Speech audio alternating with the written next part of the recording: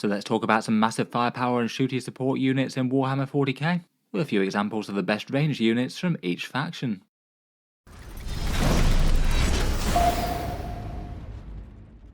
Hello and welcome back to Auspex Tactics, where today we're talking firepower units in 40k, and for this video I thought we'd go through each faction in the game and talk about one example of a unit that you might hold up as one of the single best shooting units of the army. I thought I'd go through a bit of a variety between units that are just outright strong with big damage and things that might do well in a certain detachment with a combo.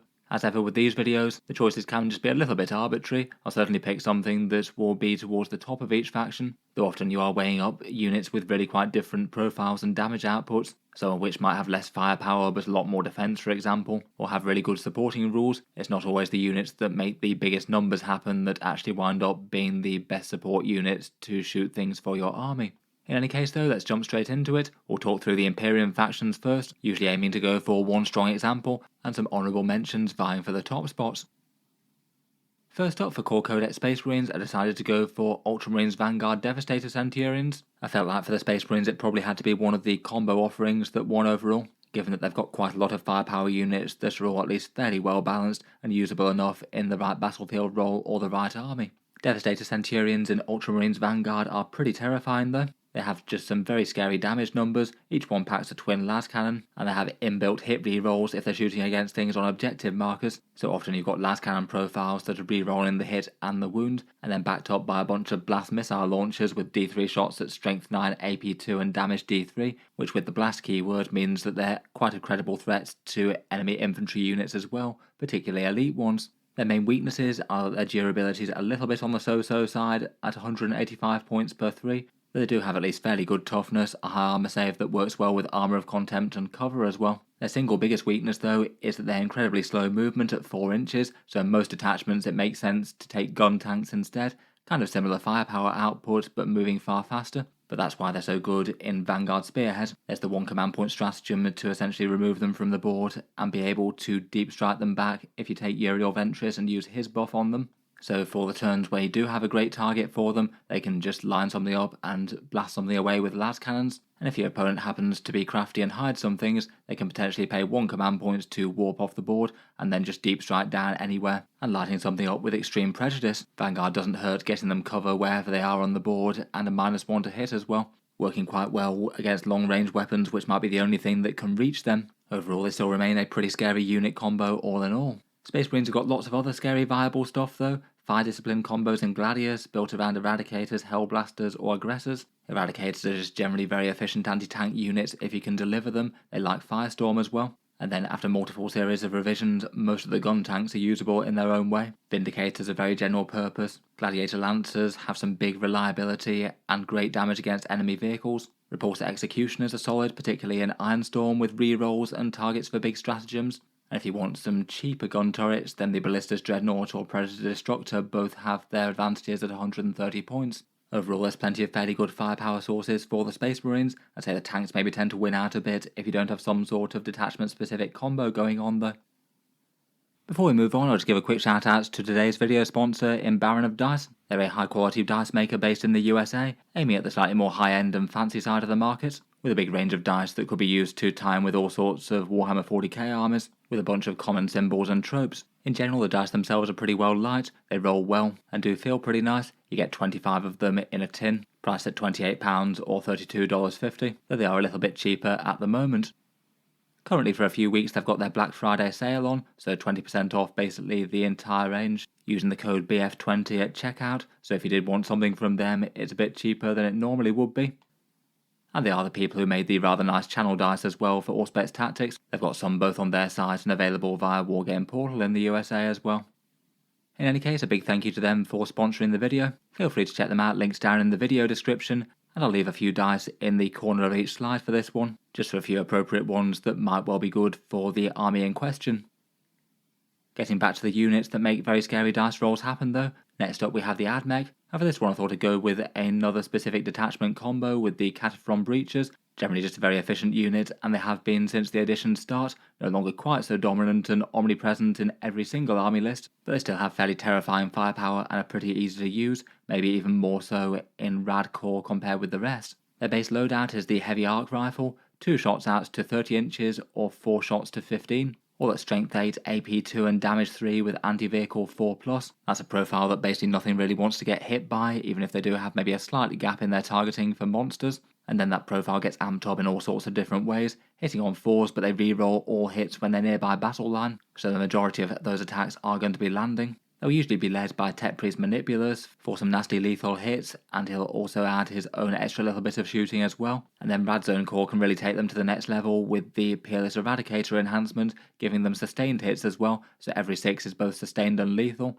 And between the two, they're just extra nasty on a unit that you're re-rolling all hits with, so you're going to get quite a high proportion of 6s out of their firepower. Then on top of all of that, they can also have Doctrine or Imperatives via the Assault keywords to get some range and potentially extra AP, as they'll likely be bodying up with some battle line. Those shots at AP3 are extra nasty, or potentially hitting on a 3+ re-rolling even on the move if you went for Protector. Maybe one of the single nastiest things about them though is the way that they can overwatch so brutally. With 4 re-rolls to hit and then both sustained and lethal on 6s, you can just re-roll everything and hope for some 6s. There's a good chance that you get 4 or so out of 12 shots out of them, never mind the Tech Priest, and that could be enough to delete entire squads of elite infantry with those lethal hits, or finish off a damaged vehicle. It's even nastier if the enemy moves about within 15 inches. Their main weakness is they're not really super tanky for the cost in themselves, only 3 wounds at toughness 5, so if the enemy can manage to hit them first, then they're in for a fairly good time with certain damage 3 weapons. But they are absolutely a unit that needs to be handled at top priority, while all the other AdMech stuff is doing its own thing. Besides that, for honourable mentions, I'd probably give the Scorpius Disintegrator the next call after the Iron Strider increase. They're just quite nice firepower with a Ferromite cannon and their Disruptor rockets, and they can use some Skitarii buffs too. The Honour to Dune Crawlers also fine, sacrificing a bit of firepower for protecting the nearby battle line with invulnerable saves, plus it's a fair bit cheaper. I quite like it with a neutron laser, and then the Iron Strider Ballistari I think are still good at 75. I feel like they're no longer quite as standout as they used to be before though, even if they can use the Hunter Cohort buffs well. Next up we've got the Adeptus Custodes, and for them I think it can't really be anything but the Caladius Grav Tank. This one's certainly not using any big fancy combos, but for 215 points, it's just a reliable and scary anti-tank gun turret in the backfield, usually fielded with its anti-armor loadout, 4 attacks at strength 12, AP 3 and damage d6 plus 2 with twin links. It means that you will be converting the vast majority of those attacks given that it hits on 2s in the first place as well. That profile also has lethal hits against vehicles and monsters, and just one of them does have a pretty good chance to one-round something like a mainline enemy toughness 10 battle tank, and that big damage profile can be a good choice for command point rerolls as well. In return they're at least fairly sturdy, a 2+ save is nice with cover, they've got 14 wounds at toughness 11, they're not going to die without some pretty dedicated anti-tank taking interest in them. Otherwise, for the one that probably needs mentioning for the Custodes, Kyriadraxus and Custodian Guard are rather good. Kyriadraxus can stop the squad being shot at long range. She's got a fairly weird amount of shooting for a character with 10 attacks at AP 0, damage 2 at 18 inches, some of which having anti-infantry and dev wounds, some of which having a big sustained hits too. And then Custodian Guards seem to fire her up with their special rules. Double shooting once per game for a pretty crazy 20 attacks with some fairly nice special rules just from her alone. Rerolling all wound rolls if they're holding an objective, so she's going to be stacking a whole bunch of saves on literally anything, and then potentially even using certain stratagems from the Talons of the Emperor or Shield Host if it makes sense to. Things drop off a bit if you're either not on an objective or after the double shooting's been expended, but still that's really quite a nasty combo for a unit that can also be shrouded to long range enemy firepower. Next up for the Sisters of Battle, they've got all sorts of scary firepower units. I've still decided to go for their gun tank though as perhaps the single best ranged unit. Sisters had a whole bunch of points increases, Castigators were really quite auto-include before, and they still seem to be pretty much auto-include now at 160 points. The 10-point increase wasn't really all that much given what they do. On the defensive, it's a fairly standard sort of Predator tank kind of chassis with a 6+ invulnerable save. Just occasionally if you did get hit by some sort of crazy damage weapon, like maybe a Tyranid Rupture Cannon or Tau Railgun, feeding an automatic Miracle 6 into a saving throw could be worth it, or even better a 5 if say you've got cover against an AP-3 thing. Its primary armament tends to be the Battle Cannon. D6 plus 3, strength 10, AP minus 1 and damage 3 attacks. The AP 1 isn't that much, but it does get to ignore cover, so in normal circumstances at least the opponent won't be saving on a 2+. In the Codex it gained an extra AP debuff special rule, so it amps up other shooting in the army. It's particularly nice for other Castigators as well, getting them to AP minus 2. The autocannon's another option, but in general the ignores cover and the blast keywords tend to be valued more than the twin links and slight increase in shots. On top of that, it also has triple heavy bolters, which are quite a nice counterpoint to a lot of the scary melter stuff that the sisters can get elsewhere, plus a storm bolter and a hunter killer missile. And between all that, it can chew away at enemy infantry squads or hand out debuffs for other things like, say, various flamethrowers around. It still seems that the majority of lists are running 2 or 3 of these. Sisters have tons of other good shooting units though. The Exorcist seems to have come into its own a bit after a bunch of other options got nerfed. It is one of the most powerful indirect fire support units in the game now. Immolators and Dominions are still very nasty and bringers of flame, scouting fast and hitting things hard at close range. Seraphim are still very nasty with their devastating wound combo, even if they cost far more to do it, and I wouldn't underestimate the multi-melters of Val and Paragon warsuits. They can certainly fight in close combat, but a barrage of multi-melter and missile fire from them, with all the buffs and rerolls and things, can easily end the lives of multiple tanks a turn if they're in the right place.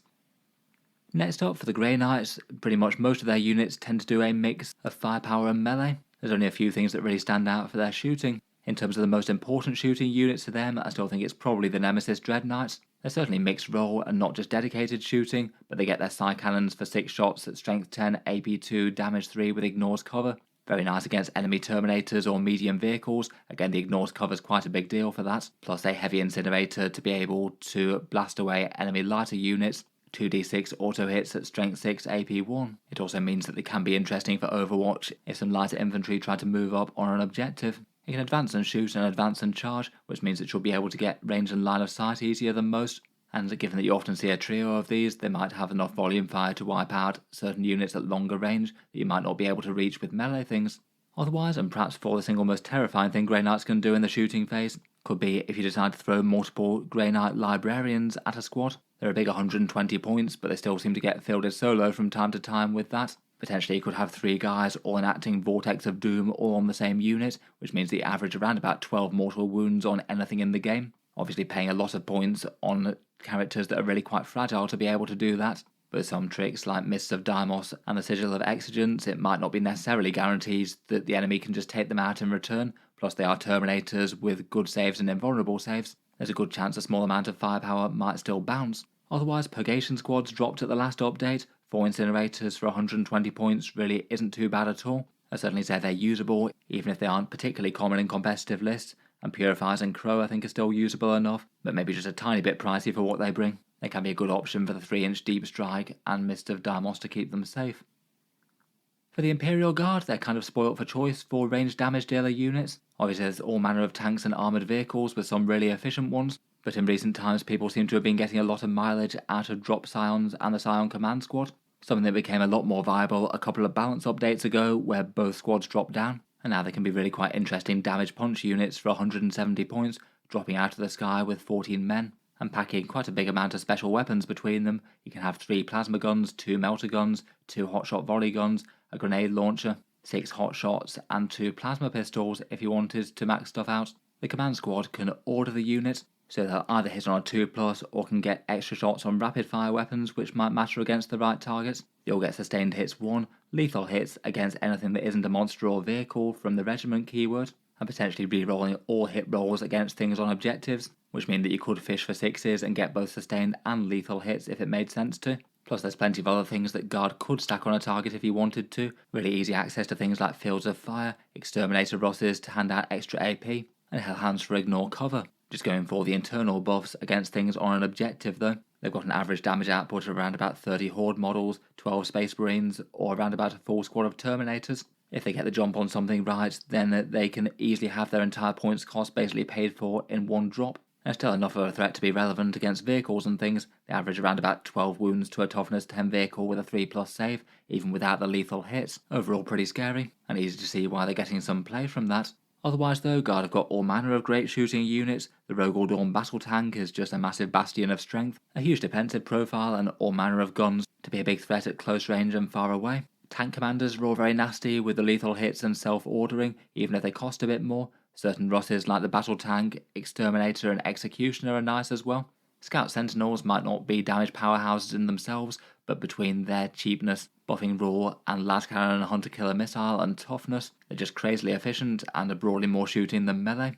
Tempestus Aquilons I don't think should be overlooked at all for their damage output. The squad's got enough threats to have a good chance to one-round enemy backfield objective grabber units, and that can be hugely disruptive if they drop down to, say, do behind enemy lines and also take the opponent off a home board objective. And there's all manner of other good stuff as well. Hellhounds to strip cover and skirmish in the mid-board. Perhaps Chimeras with Ogrins and Ripper guns inside them as well, having some surprise lethal hits threat against vehicles. For the Imperial Knights, broadly speaking, people seem to be a bit more of a fan of the mixed role Titanic Knights rather than the dedicated firepower ones. In terms of the most commonly played dedicated shooting units, it tends to be the Armiger Helverins that get the nod, most lists choosing to run a balance of these and Warglaves with some of each. Each Helverin gets 8 attacks at Strength 9, AP 1 and Damage 3. Be rolling 1 hit roll and 1 wound roll for some fairly guaranteed stacked saves. It's a profile that's going to at least worry everything with that big damage, though it's a lot better against certain units. It prefers not to be shooting against toughness 10 things or things with 2+ saves, but most other things are definitely going to feel the threat of these. They also get a stubber on top as well. For their special feature, they get anti-fly 2+ if you're either in your deployment zone or on an objective. That can be very relevant against certain tough targets with the fly keyword. In particular, Catan don't like to be on the receiving end of them. And if you've got a few of them that you want to try and focus fire on a target with, you can get them a bit of extra AP with the Squire's Duty, which definitely can be worth it against the right targets. And that goes up to damage 4 autocannons as well if they happen to be honoured by managing to have killed the Warlord. But overall, they're just pretty efficient all around, fairly fast moving and expendable with good objective control. Nice to have some to maybe guard the home field a bit and contribute to the game while the Warglaves take the front line. Otherwise, for bigger knights, I'd probably raid any knight with Mysterious Guardian. That's the sort of fade away and deep strike enhancement that they have, and that's just terrifying on a shooting knight of basically any description, meaning that you're basically quite unlikely to be able to hide any one unit from massive Titanic scale shooting unless you can screen out a good chunk of the board. It's very usable on basically any of the mixed role knights that can take it. Both Castellans and Crusaders are pretty playable. The Knight Atropos is also fairly shooty as well, with a bit more of a lean towards firepower versus melee. That's quite a popular Cerastus class one with a slant towards destroying vehicles, but still enough attacks to make it relevant against other stuff. For the Imperial Agents, for the first choice I'd probably still mention Inquisitor Draxus again, even if I talked about her in Custodes. 75 points in the Agent's army, 95 if allied. She shields her unit from enemy shooting to 18 inches, has a Power Fist and a +1 to hit versus Xenos, and then lots of shooting with 10 attacks total. The Dirge Singer's Shuriken Catapult for anti-infantry 4+ with devastating wounds, and then Psychic Tempest for some strength 6 shots at AP 0 damage 2. As mentioned, she gets on great with Custodian Guard. Otherwise, the agents don't really have as many big range damage dealer units, and that is kind of a problem for them, not having things that do the anti-tank role all that well. I feel like within an actual agent's army though, the Vindicator Assassin is probably worth a shout out. It's far too expensive in regular Imperium army lists at 150 points, but 110 points for his scary Exodus rifle that can threaten lone operatives, and a shield breaker to punch through invulnerable saves and get +1 to wound I think is very justifiable for 110 points. And in the agent's army, you can also basically take one and have the opportunity to flex into the different assassins if you want to, due to their shadow assignment. I think that's particularly helpful as well, because if he doesn't have anything worth hunting, you can just go for one of the others for a bit more of a disruption type unit. Finally, for the Imperium, the more divergent Space Marine chapters generally tend to prefer melee as opposed to shooting for their unique units. The Blood Angels have their Baal Predator, which I'd say is a little bit more mid now, it's up to 135 points. Still usable enough though for a fairly fast moving Overwatch gun turret in the midboard, burning a bunch of enemies down with a scary Overwatch Flamestorm cannon. For the Dark Angels, they do have some dedicated ranged units, things like the Landspeeder Vengeance or the Planes, but both of those are a bit costly for what they bring at the moment. I guess Azrael could join Hellblasters for an interesting, somewhat tanky, sustained hits type unit. In general, people tend to more commonly play him, just kept cheap with some Assault Intercessors though, and use his melee profile more. And Black Knights do have some interesting plasma shooting that aren't really quite as super standout and a bit more mixed role than dedicated shooting. For Black Templars, most of their unique stuff is melee focused. Probably the multi-melter tanks are the biggest thing worth mentioning for their firepower. I've certainly seen some people using Gladiator Lancers with the extra multi-melter tacked on top, and I feel like it's particularly nice for the Impulsor as well, given that that's a transport that's going to be getting close anyway. Having a couple of scary multi-melter shots so the enemy can't ignore it is quite helpful. It works quite well for delivering certain squads like Sword Brethren too. Finally, for Space Wolves, they do tend to focus more on melee as well, And again, their dedicated range things aren't the most exciting for the points. They've got their long fangs as an interesting variant on the Devastator squad, where you can have more heavy weapons in the unit if you want a higher investment one. They are quite fragile though, and don't hit quite as accurately if they're on the move. I guess Grey Hunters are slightly unusually shooty as a troops and objective grabbing unit, getting 2 special weapons plus bolters that they can also have in combination with chainswords. I'd say they're usable, but also are competing with things like assault intercessors and their big wound rerolls on objectives, or all the other Space Marine power armoured units that come with their own fancy special rules to help the army, like sticky objectives from the intercessor units. I guess they have their ranged flyers as well, though they're incredibly overcosted. Moving on to the Forces of Chaos next, and for the standard Chaos Space Marines, they've got several options that are at least fairly well balanced. All of these do enjoy the general buffs that the faction can bring, dark packs to get some sustained or lethal hits against the targets that need it. If they go in pact bound, that could be further made nastier with Nurgle as well. But if in detachments like Renegade Raiders or Veterans of the Long War, they can get buffs like Advance and Shoot and extra AP against objectives, the big detachment damage buff from the Veterans one, and also access to the Chaos Armour of Contempt equivalents, which is quite nice on anything with a lot of wounds and dependent on its armour save like the Vindicator, Obliterators or Predators. For the ones I rate best at the moment though, the Vindicator at 185 points I think is perhaps one of the nastiest. D6 plus 3 shots at strength 14, AP 3 and damage D6, nice big damage against tanks, it enjoys the sustained hits and can fire in melee so it can be a bit more adventurous pushing towards the front line. It's sturdier than the other two and particularly likes the Armour of Contempt stratagems, and it will enjoy the Renegade Raiders buffs in particular. Getting extra AP and being able to advance and shoot both make that cannon even more scarier. Otherwise though, Predator Destructors are hard to go too far wrong with, 140 points for a nasty autocannon with 6 shots to 24 inches, strength 9, AP 1 and damage 3. 2 las cannons as well and a couple of guns bolted to the top of it, and it gets the special rule of extra AP against infantry targets. That means that you could be getting the autocannon all the way up to AP 3 with Renegade Raiders. Finally, it seems that Obliterators have been making their way back into competitive lists in a fairly consistent way after the points cut to them. They're down to 160 points. They're fairly scary deep striking shooters that have got profiles to be relevant both against lighter infantry, standard Space Marines and heavier stuff, even if they can't deep strike into melter range anymore. That makes them fairly nicely general purpose, and unlike some of the other tanks, they're not going to find it quite as much of a bad thing if they're locked up in melee. They still get plenty of attacks with Power Fist there as well. They also have their single turn of indirect fire, which can be kind of big. Being able to finish off an important objective control unit or ruin an enemy damage dealer that's sort of fragile and easy to kill before they get to strike, both can be nasty. Again, they'll also enjoy the faster movement, extra AP and Armour of Contempt in Renegade Raiders. Next up, for the Chaos Knights, I feel like it can only be the Wardog Brigand for this. Chaos Knights have still rather depressingly been in the stage where they're mainly about Wardog Carnivores and Brigands for the majority of the edition. Most lists tending to be pretty much full Wardog spam, maybe throwing in one Titanic Knight of different variants. After the last points update, the Brigands still feel like the most standout shooting units though, and they even got a points decrease from 170 to 165 last time around. Their weapons hit on a 2+ with a great big Demon Breath Spear, 2 shots at strength 12, AP 4 and damage D6 with Melter 4. Very very nasty if you can land a wound with that within 12-inch range. The chain cannons, 12 shots at strength 6, AP 1 and damage 1, so clears out hordes very nicely. Plus you get an extra AP if you target the closest thing.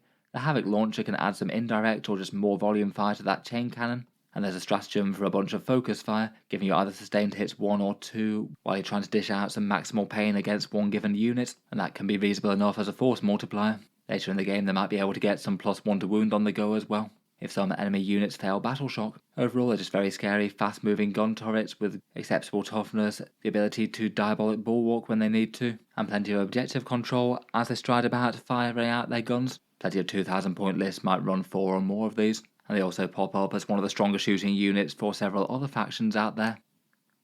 Speaking of which, I thought it was worth talking about the Brigands first before we did the Deity Legions. The World Eaters kind of famously don't really like their guns. Many top competitive lists running with literally 0 fire support whatsoever, putting all the points into Berserkers, 8-bound, Angron and Jackals and things. For lists that do choose to take things, the Forge Fiend is okay. 145 points for 3d3, strength 10, AP 3 and damage 3 shots can make a mess of elite infantry. And also their Predator tank variants are fine enough as well, doing what they do in other factions, but not really having quite as much threat as, say, Chaos Space Marines where you have Dark Packs, or Death Guard where you have Contagions. Otherwise, if you are going melee things, then Allied Wardog Brigands again tend to be a pretty popular choice. They don't really lose too many options and are still really efficient outside of Chaos Knights, and they don't really feel any overall worse versus the in-codex options, and some lists might plump for a Khorne Lord of Skulls. Definitely a bit more of a mixed threat and more something that you build the army around, but it does have the biggest and nastiest guns that the World Eaters can field if they want to. For the Death Guard, I'd go for the Predator Destructor as the single best one, again maybe in tandem with the War Dog Brigands. It's got the same damage profile as Chaos Space Marines, but rather than having Dark Pacts, instead you've got access to Contagions of Nurgle in this one, so potentially reducing enemy toughness and getting AP. So again, this one can also get that fairly scary auto cannon up to AP 3 if it wants to. I feel like they're fairly strong units for the faction, and every so often a big demon engine and vehicle spam Death Guard seems to do rather well from time to time. They can definitely play fairly armoured if they want to. War Dog Brigands again are particularly powerful here, given that they can actually make use of the Contagions debuffs to make their shooting flat better. Most faction synergies don't work on other units being allied in, but these do because you're actually debuffing the enemy unit and not buffing the War Dogs themselves, so they potentially can be firing out with yet more AP and reducing enemy toughness. Both of those could be kind of relevant. I guess in theory you could get that Demon Breath Spear all the way up to a slightly silly AP 6, so even things like an Armour of Contempt's Land Raider in cover is still only saving on a 6+. It definitely doesn't hurt that they're really quite fast moving as well, with good objective control, and that is something that Death Guard can lack for with a bunch of their other units. Finally, I would say that the Blight Haulers are also fairly usable at their cheap points cost. A couple of melter shots and a missile launcher that get a buff against vehicles, fairly cheap and expendable, and enough for a threat that you don't really quite want to ignore them when they can threaten big melter damage. For the Thousand Sons, they've got several really quite scary options with which to deal range damage, a lot of which all will appear in the same army list, though all of them will be costing more points than they were previously given the big points hikes for the faction last time around. Rubric Marines with an Infernal Master is a tried and tested combo. The base squad will get Mass Strength 4 AP1 Torrent with their Warp Flamers, plus a Soul Reaper cannon thrown in. They get to reroll all wound rolls against enemies on objectives and get extra AP on 6s from their Icon of Flame, so already that's going to be stacking a whole bunch of saves. Then if you add an Infernal Master to the unit, he'll also chip in with 2d6, Strength 6, AP2 and Damage 1 attacks, which can be Strength 7 and Damage 2 if he takes Arcane Focus, so far better against tougher stuff. That'll get the same rerolls and AP buffs from the squad. He might be getting Devastating Wounds as well if you choose that one from the Detachment buff, and maybe even +1 to wound from Magnus too, if he happens to be nearby that is. He can make 1 dice an automatic 6, which could be a devastating wound if you've chosen that one, and if you want to go all in on the damage, you could even use the Kabbalistic Ritual for an extra AP -2 on all of that, which means that a lot of high save things will be pushed down to their invulnerables or not get a save at all. It's a pricier unit now, but still a big threat that can one-round a bunch of more medium-sized things that the enemy has. Otherwise, the Mutalith Vortex Beast is a bit of a terror at range for a couple of reasons. It's got its slightly terrifying damage d6 +6 shots that could be one-shotting enemy vehicles, plus a few other flexible profiles, so it's going to be relevant against other stuff too, and perhaps just as scarily, it allows a double Doom Bolt to be thrown out to 36-inch range if you're investing Cabal points or certain things that allow you to double up rituals. An average of 10 mortal wounds thrown out to a good range is something that the opponent won't just be able to ignore. Otherwise, whenever Thousand Sons damage comes up, you can't really not mention Magnus himself. His psychic shooting is enough to one-round most battle tanks out there, with +1 to hit and wound, the detachment buffs, and reroll all hits and wounds for 1 command point. Obviously he's an enormous centerpiece model, so he needs to be doing masses of damage, but he's still likely to be the single biggest shooting threat in the army. Lastly, for the Forces of Chaos, we've got the Demons, where I decided to go for the Lord of Change here. They're an army that really can get by with little to no shooting, maybe a few incidental things from greater demons stomping around, but perhaps some of the most commonly fielded, more dedicated firepower units are the Lord of Change and perhaps the Flamers of Tzeentch. Tzeentch's favourite Warp Bird can throw out a bunch of attacks with its Rod of Sorcery and Bolt of Change, 15 shots all in all. Will always have a +1 strength to the above profiles from his own special rule, plus either ignores cover, sustained hits D3 or lethal hits, selected depending on which one's going to be most efficient against the target, and then if you're taking one it's probably worth paying the extra 25 points for the Everstave, an extra 6-inch range on those profiles, and also +2 strength to them, so both profiles are going to be far nastier against toughness 5 and toughness 10 things. He can move fairly fast, fire those profiles while he's in melee, and can also threaten 2 3-inch deep strike and just nuke something in the enemy backfield if desired. His defensive profile is going to take at least a little bit of getting through, 18 wounds at toughness 10 with a 4+ invulnerable. Even with this though, he faces some stiff competition from the other greater demons, all of which have very good reasons to field them: Be'lakor, Shalaxi, Keepers of Secrets, particularly the Great Unclean one with his flail and vomit and things, they're all very powerful as well. Otherwise, for the most dedicated ranged unit in the Codex, the Flamers of Tzeentch are perhaps the most interesting. They can just be cheap little units for objective grabbing and maybe doing a bit of damage to enemy backfield objective holders, but they're one of the better units to use the Demons redeploy shenanigans. You can occasionally do weird things like perhaps rapid ingressing them and then threatening Overwatch on something that's about to charge. That could really ruin the day of certain light infantry that wanted to deal damage, and they can't be locked up by people charging them as they can fall back and shoot. Moving on to the Xenos, and the Aeldari have really quite a lot of credible shooting options. There doesn't tend to be just one thing that's utterly dominant. And I was perhaps a bit tempted to talk about the Warp Spiders, which maybe their main thing isn't necessarily their shooting as opposed to their godly movement, but they're definitely a lot more of a ranged unit versus a melee one. Their thing is being able to casually move 24 inches with their flicker jump, presuming they're not charging, and that means they can guarantee being in the right place to get a bunch of secondary objectives, particularly if you're willing to play risky and potentially expend the squad. And they could potentially make use of movement shenanigan things from the battle host, things like Phantasm or Fire and Phase, to potentially get somewhere and then stay safer. Their firepower isn't really the single biggest thing ever, though it's definitely not something that you can just ignore. 6d6, Strength 4, AP 0 and Damage 1 torrents with devastating wounds, plus their battle host reroll. That'll give them a pretty good chance to one round plenty of 10 strong light infantry units, which they can just surprise out of nowhere. If they can manage to get super close and just wipe out an objective grabbing squad and then remain safe in cover, that could be pretty ideal. The devastating wounds mean that they can still be at least fairly threatening to slightly tougher targets. Say for example they average around about 6 wounds to Space Marines. Could be enough to finish off a depleted squad or try and go for an isolated character or something.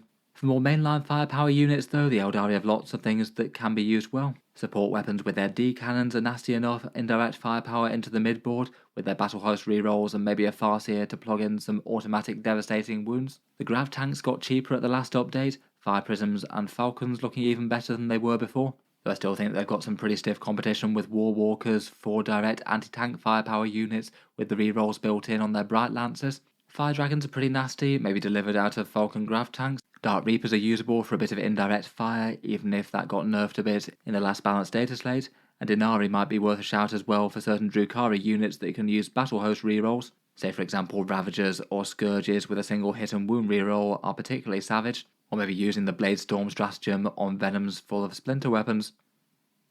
Talking of the Drukhari, we've got the Scourges for them. They're certainly paying a premium for their damage output at the moment, though it's generally still seen as absolutely worth it, given that they can often just inflict a whole bunch of ranged firepower with near impunity for a few rounds. They're fragile jump infantry, armed with either Dark Lances or Haywire weapons. They can move really quite far, and then they can move, shoot, move a further 6 inches. And seeing as they've got some pretty good range on both their weapons, particularly the Dark Lances, it means that they can just tow out of cover, shoot the enemy with a bunch of fairly punchy anti-tank, and then hide back safe behind cover again to stop them getting shot back in return. That's generally going to be bad news for enemy vehicles and things out there. You could have multiple units of these popping out, taking shots, and then you can't hit them back. Not without something like some indirect fire or some close range deep strikers or some extremely fast moving units. Potentially their damage could be amped up by pain tokens if it happens to be critical for a turn. And later in the battle they can move really quite quickly as well.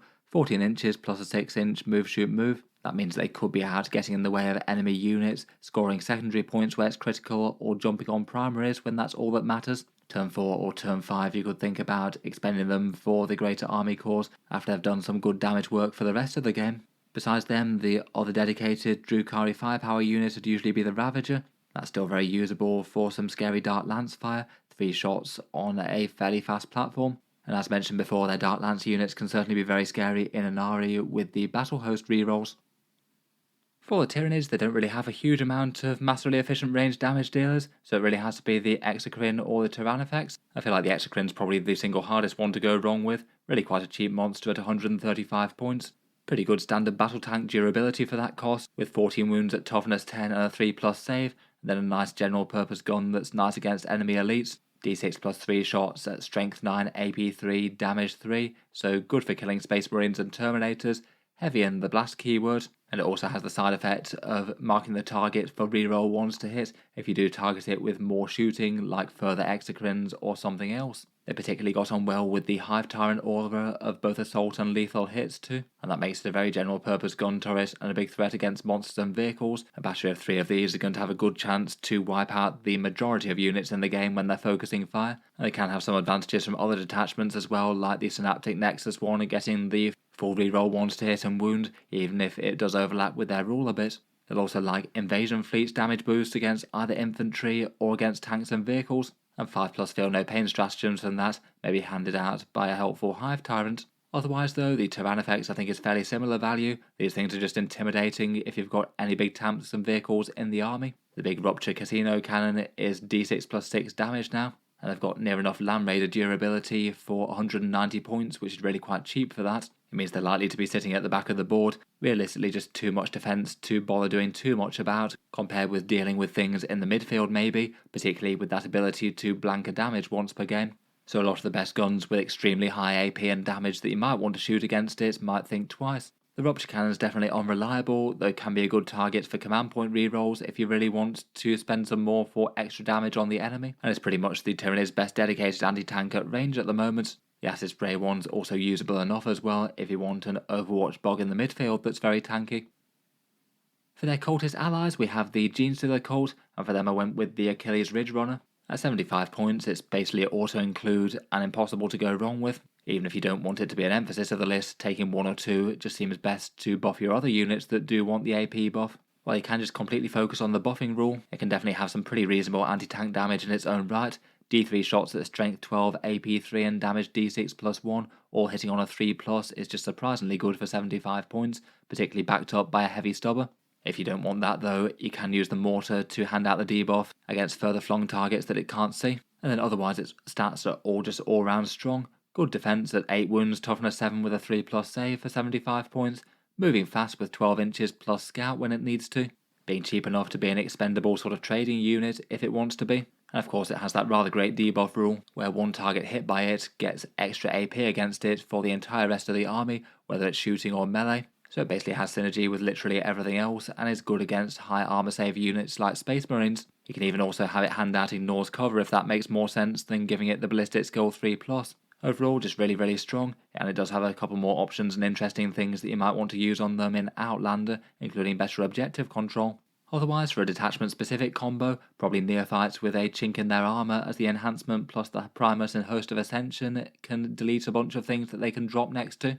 Between that enhancement, the leader and a stratagem, plus the buffs that come from dropping in and emerging from reserve, you can have the Neophytes' wide variety of different special weapons, getting critical hits on a 5+, and each one of those is both sustained and lethal, and then reroll everything that isn't a 5+, to ruin the day of the majority of units out there. If you had an extra command point to burn or a Nexus, then you could also drop the unit just outside of 3 inches as well, meaning that the enemy couldn't really even hide from this. Maybe the Kellamorph is worth another mention as well. A fairly cheap lone operative with its reactive move type thing, and a bunch of pistols that can chip away at infantry while it goes around doing objective type things.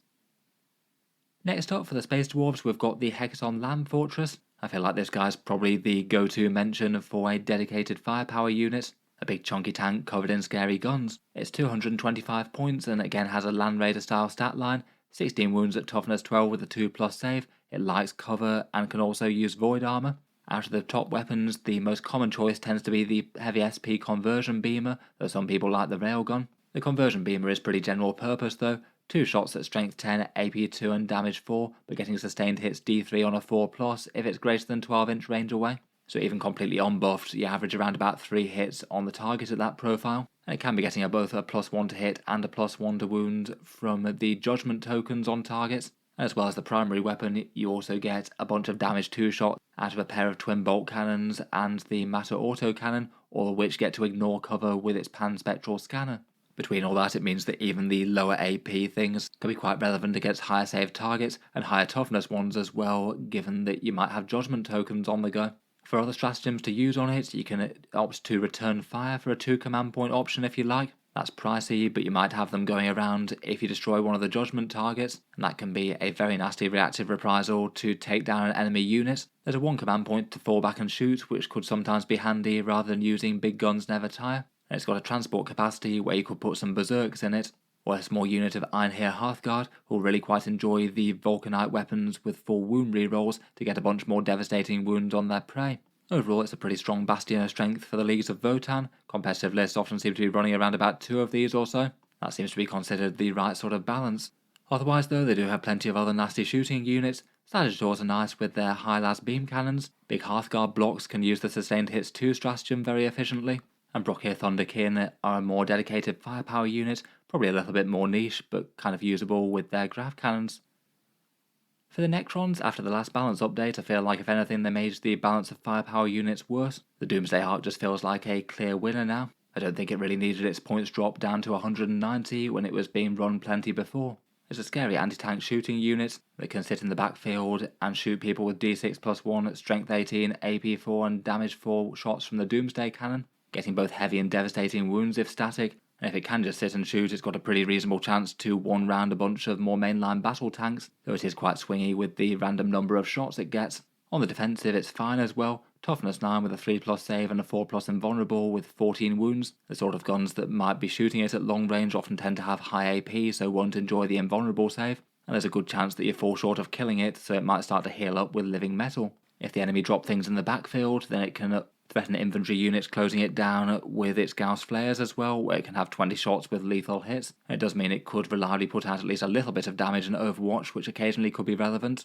And then it has some synergies with other stuff too. You could use the Hypercrypt Legion to reposition it if it didn't have line of sight on something important one turn. You just have to deploy at the edge of the board, but that should still give them plenty of option for getting interesting lines of sight. And a battery of them does quite enjoy the Silent King rerolls as well. Reroll 1 to hit and wound is one of the best buffs for this. Essentially around about a 36% boost to damage output. Necrons do have plenty of other usable stuff, things like immortal combos, maybe Locust Destroyers with Destroyer Lords in Hypercrypt with enhancements, but I feel like after nerfs to the Doomstalker and the Locust Heavy Destroyers, this guy feels like perhaps the single strongest dedicated shooting unit.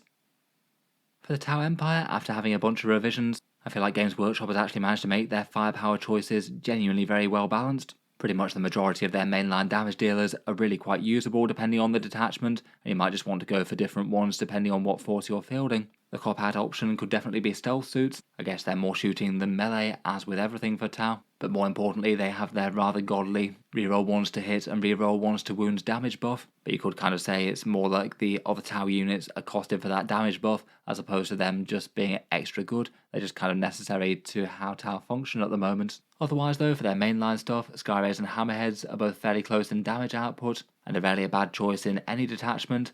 Broadsides are really quite solid in Montcar, where they get to advance and shoot. Crisis suits are okay in most places, but really shine in Retaliation Cadre. You can run them with Farsight as a Sunforged unit to drop close for 1 command point and ruin enemy vehicles, or use the Starflare Ignition System Commander with a bunch of missile pods to have them dropping up and down around the board.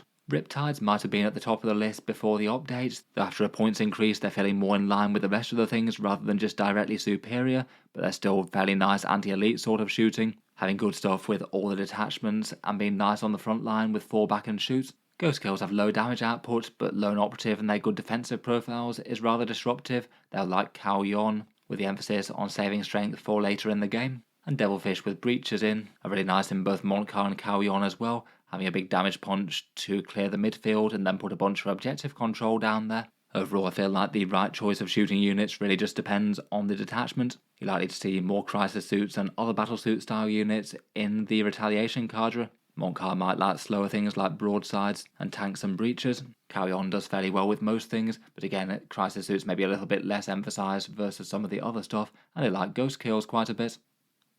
Finally, from a Xenos race that's feared for their shooting to one that can't hit the broadside of a barn, we've got the Orks. For their firepower unit, I decided to focus on the Looters and Shock Attack gun mech, when specifically in Dreadmob and packing the Git Finder goggles to ignore cover.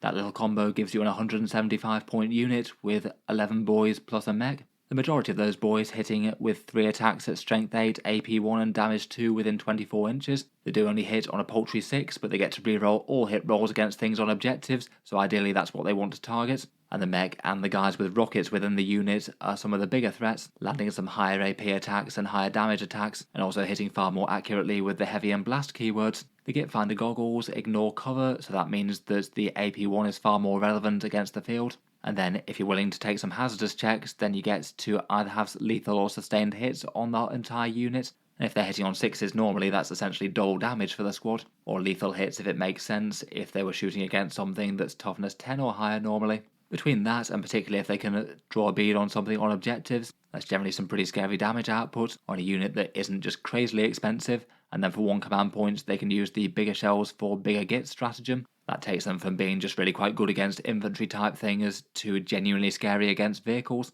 +1 to wound means they're going to be wounding things on a 4+, and +1 damage against monsters and vehicles too mean that those def guns get damage 3, and the rockets and the shock attack gun get far scarier. Between that, I think that makes them a unit that's kind of hard to ignore. In reality, that unit doesn't really tend to hit the table all that much in competitive lists though, given that Dread Mob's considered to be a bit weaker even if it is very fun. Perhaps for the more common Warhorde army list, it's probably things like Flash Gits and Kill Rigs. Flash Gits are interesting in having a good chunk of range damage that they can use to clear a bunch of infantry before charging into the fray themselves. They still get choppers with a knob sort of profile, and that means that they'll be able to still stack a fairly staggering amount of saves on the enemy. A good chance that between their shooting and their melee they can clear out 2 infantry units a turn. And otherwise I think the Kill Rigs are well worth a shout out as well with their Whir Tower. They're definitely a mixed role unit between their reasonable toughness, a big transport capacity for a beast boss and beast snagger boys, and having fairly respectable melee of their own, but their Whir Tower definitely adds a bit of quality shooting to an Orky list. D3 essentially auto-hitting lad cannon shots. It's a lot more reliable than you might expect for Orks, and you can also use it in scary Overwatch as well because it's a torrent weapon. If there's an enemy vehicle running around with say 3 wounds left, you might be able to just make it go boom in the enemy turn with a cheeky Overwatch from these. In any case though, with the Xenos armies talked through, I think I'll leave it there for this one. Let me know what you feel are the strongest units for your faction in Warhammer 40k. What do you bring along when you need an army with some terrifying firepower? As always, I look forward to hearing your thoughts down in the comments below.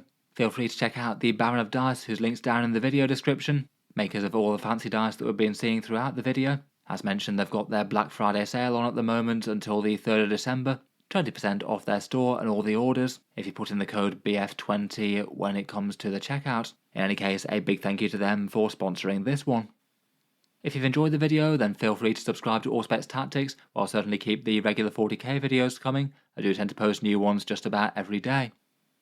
Finally, if you have been enjoying all the videos on the channel, I would just like to mention that Auspex Tactics does have a Patreon page as well, and you can find that linked in the video description if you'd like to help support and keep these coming. Channel patrons do get a fair few advantages, seeing certain videos early, regular votes to see what sort of things come next on the channel, and automatic entry into the regular prize giveaways with a chance to win some big model kits each month. If any of that sounds good to you, or you'd just like to help support, the link is down in the video description. In any case, a massive thank you for listening, and I'll hope to see you guys next time.